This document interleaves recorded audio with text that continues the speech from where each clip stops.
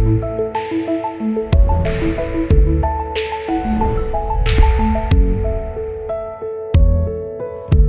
UN Environment Assembly is in the home stretch, and our fourth day was one of the most exciting days. Presidents and prime ministers from Democratic Republic of Congo, France, Kenya, Madagascar, Rwanda, and Sri Lanka delivered inspiring words to the Assembly.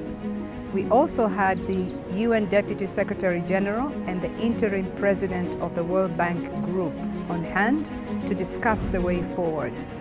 This afternoon, we looked for opportunities to rethink the current food system and preserve healthy ecosystems and biodiversity in the leadership dialogue.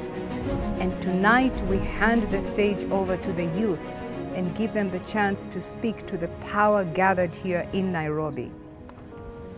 We are on track for the most successful assembly yet, and I cannot wait to share the last update with you.